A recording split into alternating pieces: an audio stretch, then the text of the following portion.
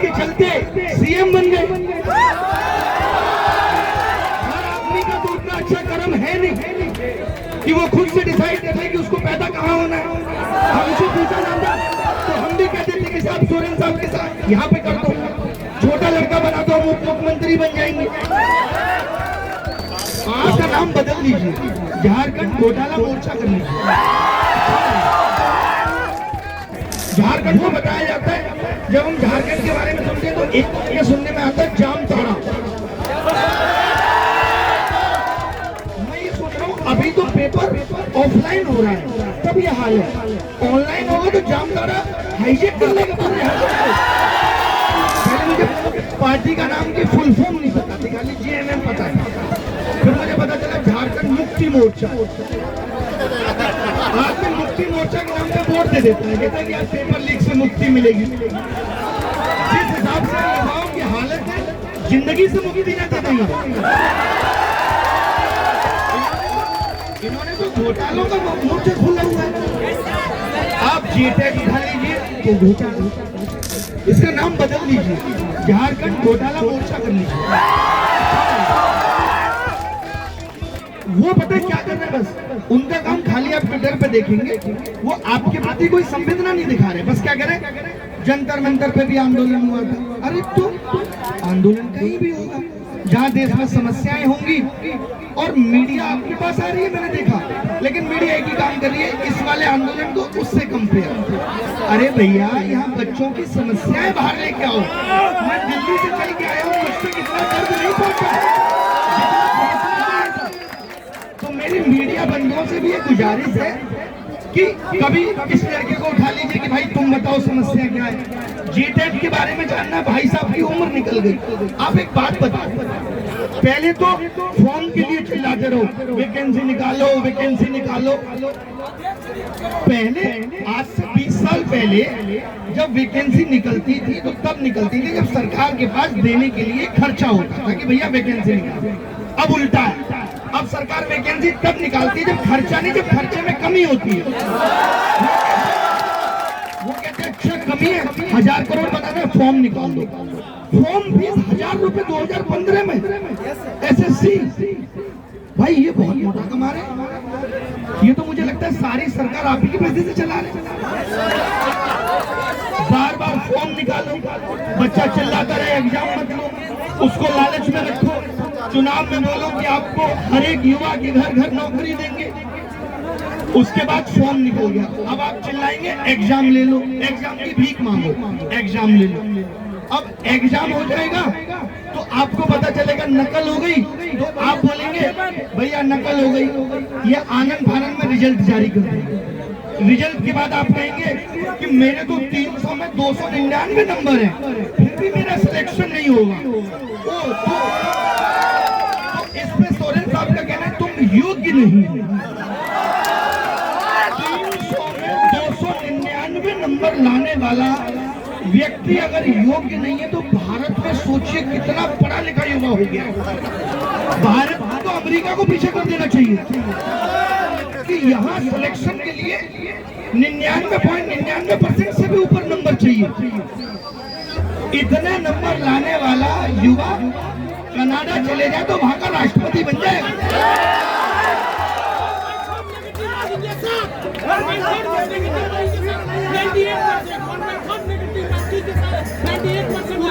वही आप मतलब उसके बाद आप कहते हो एलिजिबल क्यों? क्योंकि आपने सेट कर रखा है कि हम बैक डोर से लड़की घुसाएंगे। सोचिए ऐसे लोग पिछले, आपको तो ये अभी पता चला है झारखंड में ऐसा पिछले 10-12 साल से चल रहा। कैसे बचा? अभी हमने जब ये आवाज उठाई, आप सबने उठाई, तो सरकार आपकी ट्यूट करके कहती है कि पहले भी होता था, हमको पता है कौन कर रहा था।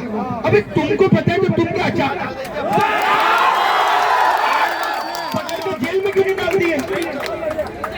सोचिए अभय तिवारी नाम का व्यक्ति जो टीडीपीएल कंपनी का मार्केटिंग मैनेजर है, वो कंपनी को टर्म और कंडीशन कंप्रोमाइज करके टेंडर दिला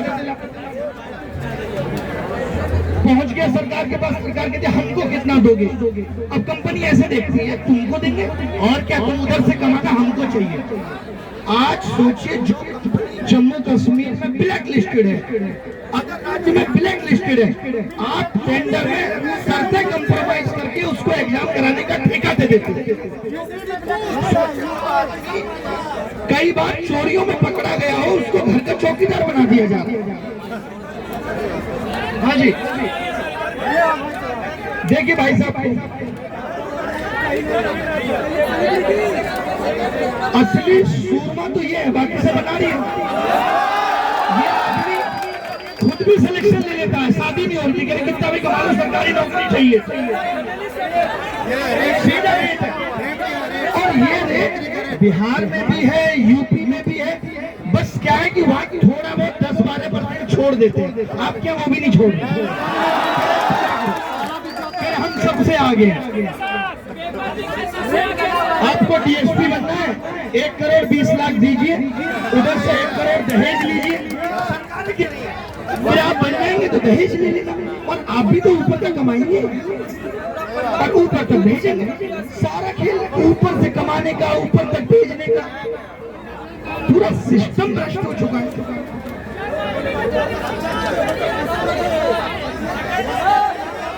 आप चिंता मत करो, ये संघर्ष लंबा चलने वाला है, हिम्मत रखनी पड़ेगी। झारखंड के युवाओं से मैं ये विनती करता हूँ कि आप सबको आकर के, अगर आप सोचते हैं कि आपके भविष्य, आपके आने वाले भाई बहनों का भविष्य सुधारना है, तो हिम्मत से सरकारों से लड़ना पड़ेगा। और अब तो आपने देख ही लिया है कि ट्वीट आ गया है कि हम कोई लाठीचार्ज नहीं करते। ये लोग एहसान कर सकते हैं, हम लाठीचार्ज नहीं करेंगे। कितना बड़ा एहसान है, क्यों करोगे भाई लाठीचार्ज? कुछ गलत कर रहे हैं, अगर अपना हक कोई मांग रहा है, ये गलत है। रेट लिस्ट हर एक चीज की बताइए, और आपने भी ऐसे लगा दी, यहाँ भी कहीं अच्छा हमें नंबर भी लिख दो नीचे, किससे बात करनी है। आज ये सब चीजें करप्शन को और प्रमोट कर रही है। अब आप बताइए, जो ये हालत है इस सिस्टम की, क्या लोग डर से किताबें नहीं छोड़ेंगे? और जिसके पास पैसा होगा वो नौकरी लेने भागेगा।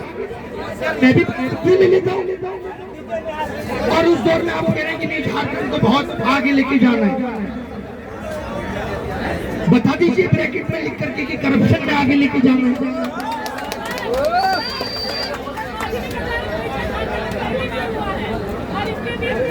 री एग्जाम बहाना है, जनजीवन अभ्यर्थी को बाहर निकालना। JSSC माध्यमिक आचार्य, बताओ, यहाँ पे हर एग्जाम के बच्चे बैठे हैं।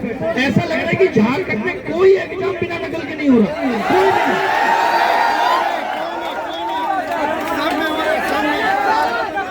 और झारखंड सरकार को जरा भी अफसोस नहीं है। अगर किसी का दिल सच्चा हो तो वो कहता है यार अब जो हो गया, आपकी तीन मांगे, आप चाहते हो कि जितना भी TDPL ने एग्जाम कराए सब रद्द हो और फेयर तरीके से भर्तियां हो, दोबारा से एग्जाम हो, और ऊपर से आप बात कर रहे हैं रिफॉर्म की। अभय तिवारी जिसमें सिलेक्शन लिया, इसने कई एग्जाम में सिलेक्शन लिया। आपको पता है ये क्यों लेता है सिलेक्शन? ये लोगों को बताता है, देखो मैंने लिया ना, आपका भी करा दूंगा। आपको पता है इसमें भी भ्रष्टाचार है। अगर अभय तिवारी को 20 लोगों का कराना है तो पैसा 60 से उठाना है, सबका वहां भी नहीं हो रहा। और कोई बोलेगा भी नहीं मुझसे पैसा लिया, नहीं किया, बोलते उसका कराया ना, तुम्हारा अगले साल देख लेंगे। इसको ये समझ में नहीं आ रहा कि इस दर्द में इतने युवा को उम्र दराज हो जा रही, उम्र निकल जाती है। जी अभय तिवारी परिवार को नौकरी दिलाती है पूरे को।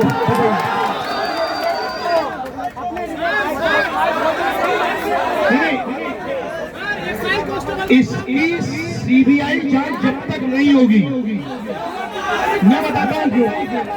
CBI जांच में क्या होता है मैं आपको समझाता हूँ। CBI सबसे पहले आके अभय तिवारी को जेल से बाहर लाएगी, और वो जब बुला के बिठाती है ना तो पैंट गीली हो जाती है। वो अभय तिवारी को हो सकता है छोड़ भी दे, मैं आपको बता दूं, वो पकड़ती है सूत्र। तो अगर ये बात लीजिए कि सोरेन सरकार अगर सीबीआई जांच केंद्र सरकार से काम नहीं कर रही है, इसका मतलब है कि उनको पता है कि इसमें कौन कौन है। और यहाँ पे बड़ी अच्छी बात है कि जब ये सीबीआई जांच की मांग करेंगे तो आपको तो बताएं केंद्र में भी करप्शन के बात बैठे हैं, वो जी जान लगा देंगे इनको गलत साबित करने में। आपको ये टेंशन नहीं लेनी कि सीबीआई इसमें निष्पक्ष जांच करेगी या नहीं करेगी, वो केंद्र की जिम्मेदारी है, वो अपना करेगी, वो सारे सूत्र खोल देगी। तो हमको अपनी इस मांग पे अड़े रहना है कि होगी तो इसकी सीबीआई जांच। तो पिछले 10 साल में जितने भी सूत्र होंगे सबके दांत खुल जाने।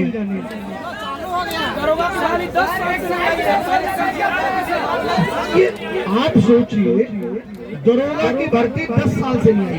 क्या लगता है 10 साल से कोई रिटायर नहीं हो रहा? कोई तो रिटायर हो रहा होगा, और नहीं रिटायर हो रहा तो ये भी दुख की बात है कि जब 60 साल में रिटायर हो जाना चाहिए, तुम 70 साल के आदमी से काम करा रहे हो। वो क्या काम करेगा? कोई बिना हेलमेट के जाएगा, भाग भी नहीं पाएगा।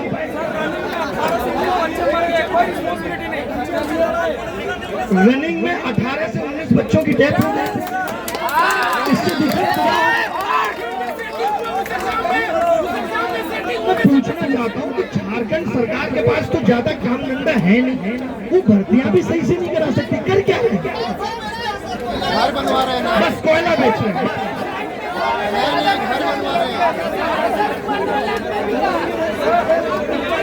यार बैठिए ना, यार बैठिए ना। मैं तो ये चाहूंगा कि आप मांग में ये भी ऐड करिए, तुम्हारी वजह से हमारी उम्र निकली है, उसमें भी हमें एज रिलैक्सेशन चाहिए, देना पड़ेगा। नहीं होता जब रिश्ते में हो, उम्र निकल रही हो, उसने कह दिया हो कि अभी रुक जाओ तो नौकरी लगेगी, तभी पापा शादी के लिए मानेंगे। अब आपकी लगते लगते लेट हो गई या ऐसे ही भर्ती फंसती गई तो लेट होगी, तो आप कहते हैं कि अब तुम ये मत कहो कि मैं सो गई, अब तुम्हें समझाना पड़ेगा पापा को। वहां भी एज रिलैक्सेशन चाहिए।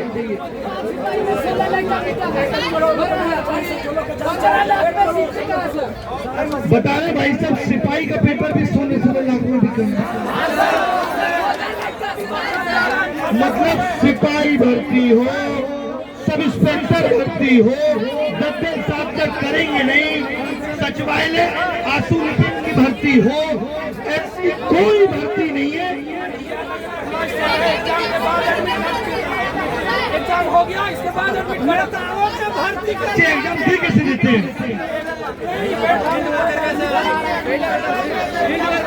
बताइए? मेरी तो ये समझ में नहीं आ रहा, जहाँ कंप्यूटर बेस्ड को प्रमोट किया जा रहा है कि भाई ये कंप्यूटर बेस्ड करो, कंप्यूटर बेस्ड करो, वो अब भी OMR सिस्टम से चल रहा है, क्योंकि इनको पता है कि जिस लड़के का कराना उसको कह देंगे OMR खाली छोड़ो, बस नाम पता भराना, उत्तर हम भर लेंगे। SSC की परीक्षा में झारखंड की है, उसमें सवाल हूबहू SSC CGL 2023 से उठा लिए गए। बताओ, ये भी नकल का तरीका है। हम किसी को नहीं बताएंगे, हम बोल देंगे SSC 2023 के सवाल कर लो, वहीं से हो जाएगा। बताओ, ये पेपर लीक नहीं है, क्या है ये?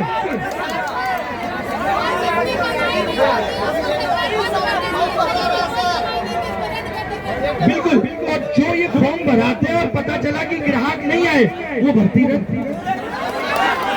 कमाल का तरीका है साहब।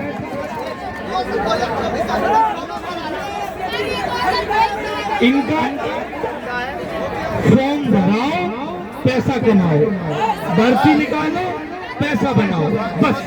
इसके अलावा सरकार को कोई मतलब नहीं है कि कोई जेन्युइन बच्चा है उसको शामिल करना है। लेकिन मैं आप सबसे भी कहूंगा, ये बड़ा मुद्दा है, ये छोटा मुद्दा नहीं है। आप लोग जब सेलेक्ट जाएंगे या जो लोग सेलेक्ट होके पहुंचे वो झारखंड की सेवा करने के लिए कर किसकी रहे, सरकार की सेवा कर रहे हैं, नेताओं की सेवा कर रहे हैं। ये पॉलिटिकल मुद्दा है पेपर लीक, ये अकेले आपका मुद्दा नहीं है, देश राजनीति से चलता है। आप सबको बोलिए कि यहाँ आकर के आपकी आवाज बुलंद करें। मैं आप सबसे कहूंगा कि ये इतना बड़ा पार्क है, बच्चों के लिए भी एक टेंट लगना चाहिए, यहाँ पे एक प्रॉपर मंच बनना चाहिए। ये आंदोलन आप सोच रहे हैं 2-3 दिन से सरकार झुक जाएगी, तो वैसा होने वाला नहीं। सरकार की कुर्सी से नेता ऐसे चिपकने लग गए कि जेल भी हो जाए तो इस्तीफे नहीं देते। 40 दिन आंदोलन चला जंतर मंतर पे। वो तो क्या हुआ कि प्रधान जी के मन में आ गया कि मुझे देना। किसी माई की दाल की बस की बात नहीं थी इस्तीफा कराना। 14 में फॉर्म भरे थे, एजुकेशन सिस्टम करप्ट। जबकि मैं ये सुनता था, आप लोगों को मैं कुछ बताना चाहूंगा, मेरी ससुराल झारखंड में है। मैंने यहाँ के एजुकेशन सिस्टम की बड़ी तारीफ सुनी थी कि बोकारो डीपीएस बड़ा अच्छा स्कूल है, यहाँ पे माध्यमिक शिक्षा बड़ी अच्छी है, यहाँ से अच्छे बच्चे निकलते हैं। और आज जब बच्चे ग्रेजुएट करके आ रहे हैं तो उन बच्चों का भविष्य इस तरीके से बारिश में बर्बाद हो रहा है। और सरकार को कोई मतलब नहीं, वो अपने ट्वीट करने में बिजी है। उसको किसी तरीके से दिखाना है कि ये भाजपा की साजिश है। उसको ये भाजपा के खिलाफ आंदोलन करो तो वो कहते हैं ये इस पार्टी की साजिश है। अरे हम लोग ने ठेका लिया तुम्हारी साजिशों का, तो हमें तो सही एग्जाम सिस्टम दो। किसी की भी साजिशों में इससे क्या लेना देना है? या तो ऐसा होता होता कि पेपर लीक नहीं हो रहा होता, सब कुछ सही होता होता, तो यार पागल थोड़ी है बच्चा कि बारिश में भीग रहा है कि साजिश है। ये तुम्हारी तरह पैसों में बिकने वाला युवा नहीं है।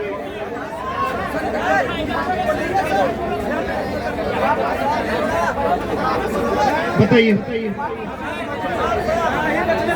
बोल रहा सब बोलेंगे, चिंता मत करिए, आपकी आवाज दूर तक तक जाएगी, उसी को बुलंद करने के लिए यहाँ आए हैं।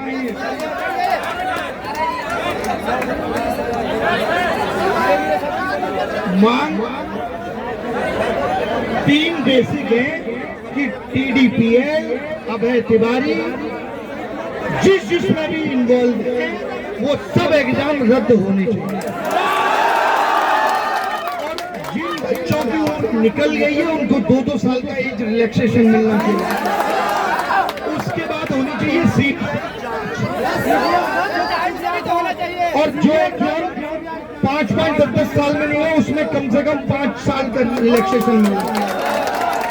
और अब बात आएगी फॉर्म्स की कि सुधार कैसे होंगे।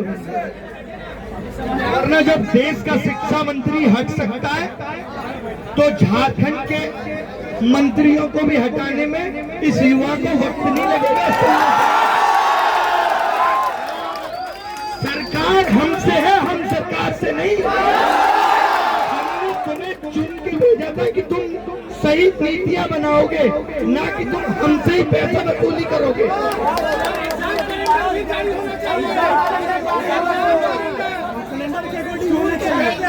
बताइए, 1 साल से यहाँ पे शिक्षा मंत्री नहीं है कोई। सोरेन साहब का कहना है कि हम बहुत पढ़े लिखे हैं, मुख्यमंत्री भी संभाल लेंगे शिक्षा मंत्री, गृह मंत्रालय भी हम संभाल लेंगे। मतलब असली गवर्नमेंट शो भी यही चल रहा है ताकि रिस्क नहीं है। नहीं तो क्या होता है, शिक्षा मंत्री कहीं बता रहे थे कि क्या हो रहा है तो उन्होंने कहा बड़ा मंत्रालय ये हम संभाल लेते हैं, हम युवाओं के भविष्य पे अत्याचार बेहतर करते हैं।